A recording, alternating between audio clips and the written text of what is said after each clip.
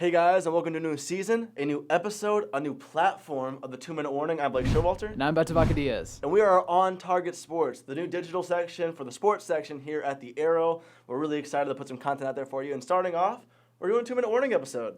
And I love to be back after a long summer of just, having some fun, relaxing with some friends. Now we're back and we're here ready to get to work. And we have missed a whole lot to cover over the summer, a whole lot. Yeah. Starting off, new quarterbacks, new rookie quarterbacks, that is, in the NFL. How do you feel, man? Any spotlight players you want to talk about first? Well, obviously, the top two in the draft, Bryce Young and C.J. Stroud. Obviously, the people we have to talk about first. Bryce Young in preseason, looking interesting, throwing to his wide receivers every now and then. A good mix for Bryce Young to going in. People want to compare him to Steph Curry as far as the NBA and NFL goes, but when I look at his play, I see a lot of Drew Brees. I'm not just saying that because they're both short. I really do see a lot of Drew Brees, and I like his pocket presence. I really like the way he was making good decisions on the football field. Didn't throw a single interception over the preseason, but you know what? I almost feel like he's too safe with the ball. Didn't see a lot of deep shots, didn't see a lot of risky plays, which maybe that's good. If you're the offensive coordinator for the Panthers, you want to see your rookie making those easy plays, but at the same time, I kind of wanted to see more.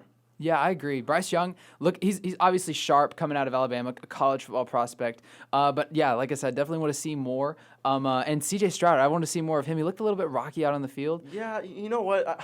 I was a big Davis Mills fan before they drafted him. You know what? I hope the best for C.J. Stroud. Of course, having a new coach there, you're going to get a new quarterback. But you know what? I liked his pocket presence. I didn't like his accuracy. I thought that was a little rough. And based off what his litmus test was before the draft, which caused a lot of people to speculate he was going to drop in the draft, obviously didn't do that. But it's going to be interesting to see how he does this season as far as with the talent he has around him. Mm-hmm. It's a big question mark for me. He definitely does not have the amount of wide receivers, like talented wide receivers, that Bryce Young has, as he has DJ Chark and Adam Thielen around him.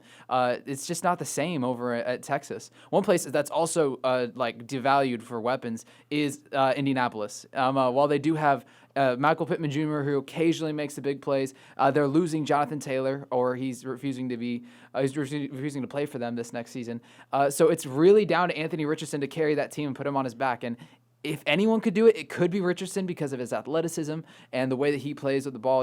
He's just an absolute dog. So he could take a massive drop off, though, just because of the fact that it is so depleted in Indianapolis right now. Yeah, and we talk about, I talk about C.J. Stroud being a question mark for me right now. Anthony Richardson is even a bigger question mark. He was a question mark before the draft. He's a question mark for me now. I was watching him, and I was expecting a lot of off-scheduled plays, right? And that athleticism he has. And he showed a little bit against that Eagles game, of course, scoring that rushing touchdown, which I really like to see. But you know what? I kind of really liked his pocket presence. I thought it was pretty solid, the way he was moving around the pocket, his footwork and stuff like that. The interception was a little rough against the Bills, starting off his preseason career. But again, it's a question mark for me. I love Shane Steichen. I love the way he works the quarterbacks. I think that's going to be a saving grace. I'm rooting for him. I'm hoping the best for Colts fans out there. And you know what? Again, I can't really make a prediction on him because he's a big question mark. I think we're going to know a lot more after the first 3 weeks of the season. Yeah, I definitely think that one thing that each of these quarterbacks are going to need is time and experience. And you can see that in basically every quarterback. After their rookie season, once they know what the NFL is like and come to understand, they take a massive leap in production their sophomore year. So it's just people like Trevor Lawrence and Justin Fields, who I think this third year, they could have a massive season around. If you look at Trevor Lawrence, who he has around him, and Christian Kirk coming to the team with his athleticism, I think it's just going to be insane. Trevor Lawrence is one of my candidates for biggest breakout of the year. Well, I love that prediction. I think Trevor Lawrence, to be honest, was already kind of a breakout player last year as far as the playoffs go. But I like to change the pace, by the way, too. As far as breakout players goes, I mean, guys, you're going to know who I'm going to say. You're going to know who I'm going to say. It's Garrett Wilson. Garrett Wilson. Me and him, we have a new fantasy football series you guys have to check out. Me and him just made a trade. I got Garrett Wilson on my fantasy team right after the draft. I'm not going to tell you who I gave up because I don't want to get hate comments. It was Justin Jefferson, but you know what? It's okay. I wholeheartedly agree with Trevor Lawrence. I think he's going to have an even better year than he had last year, especially with the new talent around him and Calvin Ridley. But for me, I think Garrett Wilson is the guy to look out for, especially if Aaron Rodgers on the side. Yeah, I couldn't agree more. He's obviously the wide receiver one, enjoyed a whopping 30% of target shares in their last preseason game, just absolutely dominated in terms of target share. And not only that, but he scored touchdowns, he got receptions. I'm looking like he's going to be Devontae Adams 2.0, but maybe even better with a more seasoned Rodgers behind the quarterback. He's got to bulk up a little bit if he wants to be Devontae Adams. Of course, but of course. You know what? The way that Aaron Rodgers has been talking about him, I am just ecstatic as a Jets fan. I've never been this excited before in any season, of course. But yeah, I'm just looking forward to it, man. And we got to keep it moving. We're going to move on now to the MLS. Messi in the MLS. We talked about this last season, and we didn't even think this was going to happen. But looking into the contract details, him getting shares in the team and shares in other things as well, he's making a boatload of money. He's in Miami, and he's causing soccer, I think, here to just explode in popularity. Absolutely blow up. I've seen more Inter Miami jerseys in the area, like now, than I've seen any soccer jerseys in the area. And St. Louis has a soccer team. And St. Louis has a soccer team. Lionel Messi is the number one player in the MLS right now, and he's probably like even more popular than some teams. It's literally crazy what he's done to the sport. And if you look at it, the numbers speak for themselves. $265 million in revenue in ticket sales. That's just mind-blowing. Unbelievable. And you know what? You guys can't torch me in the comments because I'll be honest, I don't know as much about soccer or football, whatever you want to call it, as Beto does. But you know what? I look at Messi and I look at the way he plays, and you can just see it. Somebody who's kind of numb to the sport, just the talent difference between him and the rest of the players. I mean, he took a team in Miami who I believe was not doing too well, and now they're on a 9-game winning streak and playing in tournaments now. Yeah. It's absolutely unbelievable. He's bringing some enjoyment that I didn't even know was in me for soccer. And I can't wait to see what he does next. Yeah, it's absolutely unbelievable what he's been able to accomplish.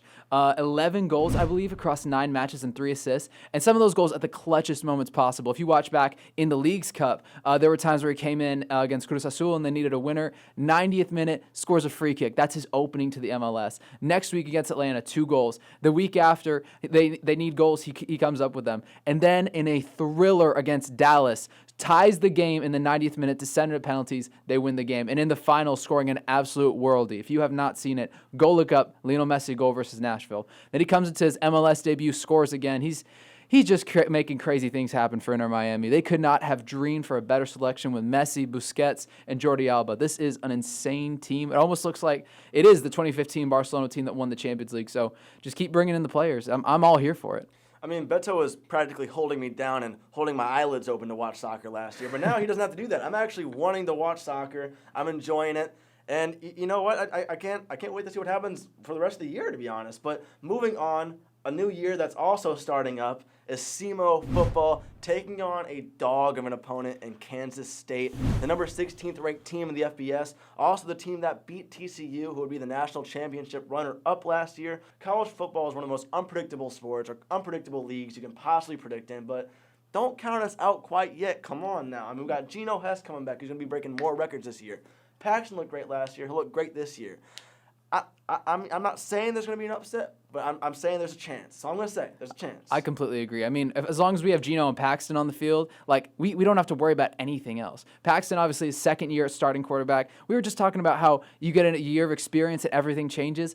I think we're going to see the same thing with Paxton. He's just going to get that much better. And yeah. Geno, he's as hungry as he gets. Even though, like you were mentioning, it's a 6th year, I think he's just going to go out and he's going to run as much as he possibly can, get as many records as possibly can. He's going to break every single thing in his path. And then I'm just so excited to see what we can do. I am too. You know, we had a couple guys, or at least one guy last year, who ended up even getting signed into the league. I believe he's playing for the Eagles right now. I think there's a couple guys maybe we could talk about after this year ends, as far as the NFL draft comes up next year, that we might be looking at a couple SEMO guys who might either be an undrafted free agent that gets signed, or maybe even a late round pick. I mean, we have a solid team. Co-OVC champions last year, ended up winning by a coin flip. I think there's going to be no question that we're going to be the champs this year.